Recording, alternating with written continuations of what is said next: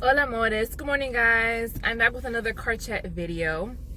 For today's video, I wanted to talk about the interview with Romeo Santos on the Breakfast Club a few days ago and some of the backlash from Dominicans that came from it. So this was a 30-minute interview, and from watching the interview, I feel like Charlemagne and DJ Envy and Angela Yee, I don't know how much they knew about Romeo and like his musical trajectory, but it seemed to me like they weren't quite aware of the legend, the contemporary legend they had in their presence. Y'all, this is Romeo Santos, Aventura. Aventura is one of the biggest bachata groups ever, okay? But anyway, so he began the interview kind of talking about his beginnings, how he wasn't good at sports, he thought he was good at drawing, realized later he wasn't, how he went on to sing for the church choir, which he really got into for the girls. And he also said how initially he had wanted to write music, but he ended up singing, so people told him that he was good. And Henry, that is actually his cousin, and the other two, I'm not sure exactly how they got into the group, but basically they went on to form Aventura, which, if you know anything about Latin music and bachata, they, again, one of the biggest bachata groups, hands down. So, in one part of the interview, DJ Envy asked him, how does it feel to go back home to DR, with all the recent stuff going on? And then Charlemagne was like, yeah, I heard, people saying that they need to build a wall around the DR because of all the recent stuff happening. And so this is a part where Dominicans apparently got mad at him because he said, well, in case you didn't know, my mother's Puerto Rican and my dad is Dominican, and, but I was born in New York. And then he said they mentioned the David Ortiz situation, and he was like, yeah, it's messed up what's going on over there. So apparently Dominicans were like, this was your chance to say something to defend DR, and instead you said something to basically kind of distance yourself or take a step back away from your Dominicanness by saying, well, I'm only half, and plus I was born in New York. So, in my opinion, I do not believe that he said that as a way to kind of distance himself from his Dominicanidad, okay? I think it was more so in response to DJ Envy telling him, how does it feel going home to DR? Which, for him, it's well, he's only half Dominican, and, he's from New York, whatever. Maybe he doesn't consider going back to DR as going back home. Maybe. But I definitely don't think that he was trying to basically deny being Dominican by the way he answered that question. And I think that is kind of unfair to say that to him or about him.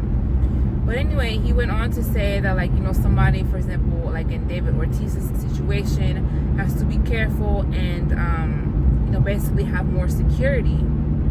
And then they were like, what about you? What do you do when you go out? And he was like, well, he don't really be going out like that. Which, and then Angela Yee was like, well, we never really see you in the blogs and stuff, being spotted here or there.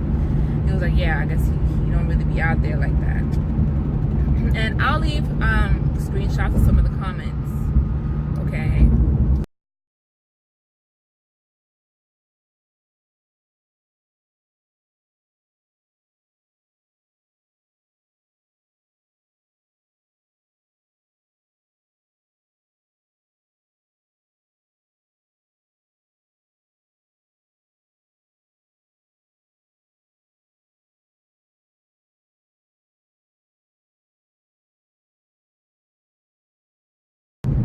But I was like, first of all, okay, so Romeo ended up uploading a video to his Instagram, okay, I believe 2 days ago now, maybe. responded too much to like negative comments and stuff like that, but this one got to him, okay? And he was like saying, you know, yes, he's only half Dominican, but he has always felt Dominican, okay? And I have to agree with that. And then he even said, you know, like when he is in Argentina or Chile or Mexico, you know, on stage, the country that, you know, él pone en alto, the country that he really puts out there is DR. And that is true. And, you know, I saw someone say, you know, bachata started in the backwoods of DR, okay? And Aventura, these young kids from New York, you know, they brought this genre of music into the mainstream. And they popularized this type of music that, you know, was very Dominican and brought it, you know, and introduced an American public to it. And they really took bachata to like an international level, okay? And honestly, sometimes I forget he's even half Puerto Rican because I've always seen him just kind of display that Dominicanness more than you know, his Puerto Rican side.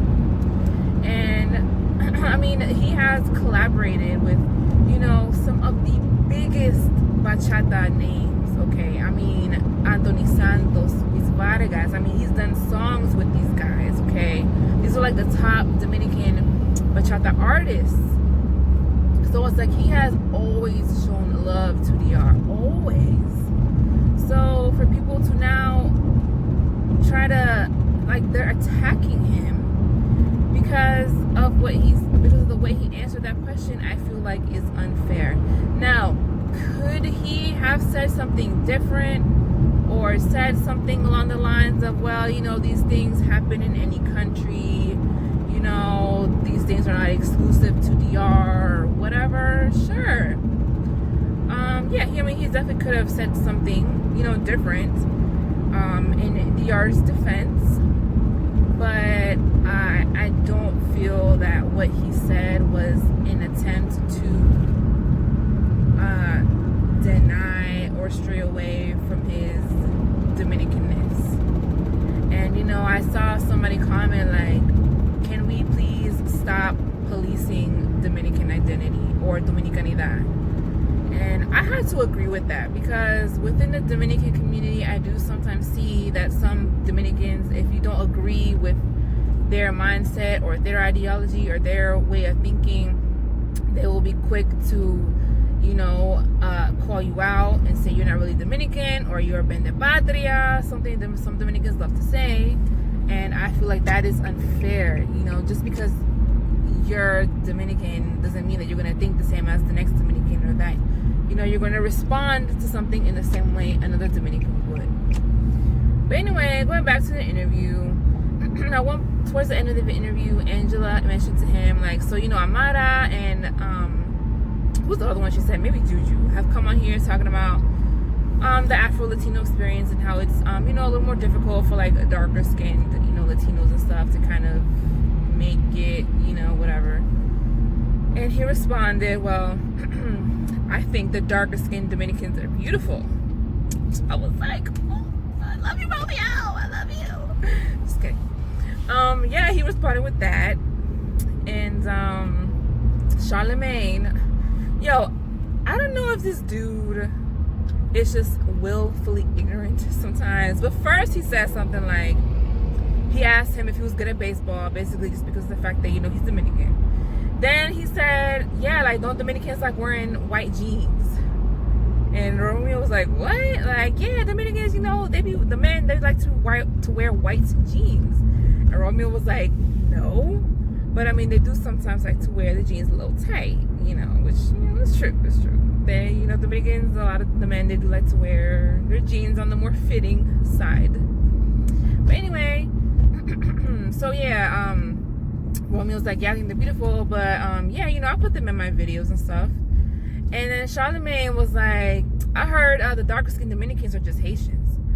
And they were like, what? He was like, nah, really. Dominicans are just light-skinned Haitians. And Romeo was like, what? I have never heard that. Now, granted, I have seen some people say that here on YouTube, and no offense to Haitians, nothing like that. But it's like, okay, so if we're light-skinned Haitians, are Haitians just dark-skinned Dominicans? Like, I mean, granted, I know our histories on the island started off the same, but we do have, you know, two separate identities and, you know, cultural identities. So I don't know. I mean, granted, at some point he must have heard somebody say that, so I can't entirely blame him. I'm sure at some point somebody said to him, yeah, Dominicans are just light-skinned Haitians or whatever. But anyway, his comments sometimes, and it's not just in this interview, but even like when I saw, you know, the interview with Ahmad on the Breakfast Club and some others, like, he just be ignorant to some stuff. But anyways, yeah, that was, so anyway, in conclusion, I don't think it was right for Dominicans to go and attack Romeo Santos. This guy really brought Dominicans and Dominican Americans to the public eye. He has really helped to bring DR to, you know, or DR's music, you know, to an international like platform. And, you know, we have people from all over the world loving bachata, which again is a straight up Dominican genre of music. Like, he's done a lot for the peoples. So I don't think it was fair to criticize him in that way. And I think he was fully in his right to upload that video on Instagram. And you could tell homeboy was upset. You know, he was like, you know, te está todo, you know, hablando mierda, and which is true. You know. So anyways, let me know what you guys thought about his interview, or if you watched his Instagram video as well. Let me know your thoughts and comments down below, and I'll see you guys in the next video.